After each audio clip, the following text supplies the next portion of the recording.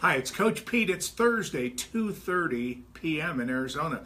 We're going to be here every Thursday at 2:30. Oh, wait, no. I'm not going to be here next Thursday or the Thursday after that, but every Thursday after that. Maybe we'll come Facebook Live from wherever we are next week or two. Be a mystery. Show up here and see if we're here. This week, we're going to ask the question, do you take the low road or the high road? Really interesting. When I was a little kid, my mom used to sing a lot of songs, and that's obviously part of the reason I turned out the way I did. A little quirky, huh? One of the songs that she would sing was, you take the high road, I'll take the low road. You take the low, yeah. And that song was called Bonnie Bank of Old Loch Lomond. In 1841 it was first published. So anyways, I'm sorry, I digress. This week, do you take the low road or high road? Last week I was at a conference, and Josie Thompson from the Neuro Leadership Institute of Brisbane, Australia, was talking about the brain scientists and your brain taking the low road or taking the high road.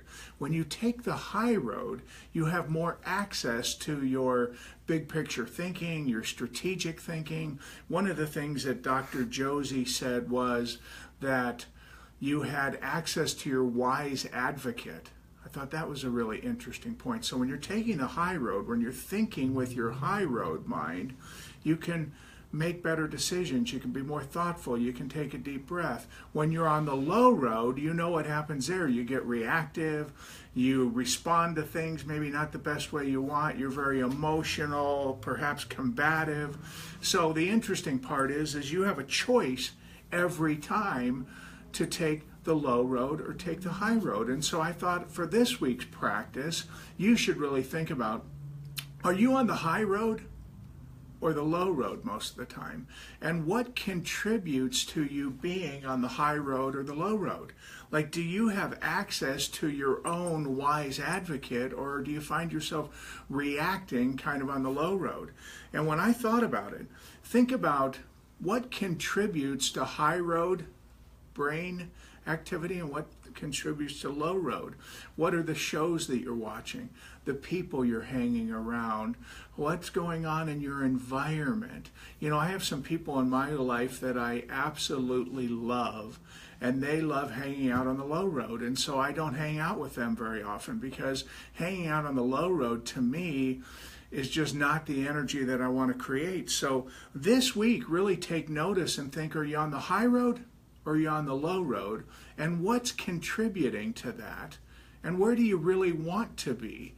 And what are you going to do different about that? So every Thursday we're going to give you something to practice. We want to encourage you to come back, tell your friends, make sure you're here, sign up and have it notify you, or if you're on our YouTube channel, subscribe to the channel. But this week, really pay attention to whether you're on the low road or the high road.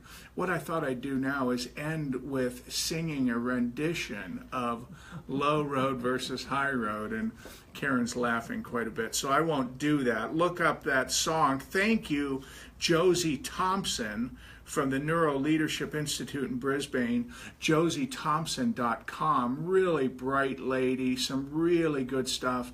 And stay on the high road. Come back here the next two Thursdays at 2:30, and maybe you'll see us from some remote location for a very quick Facebook Live. Let's do that. I'll see you next week. Thanks again.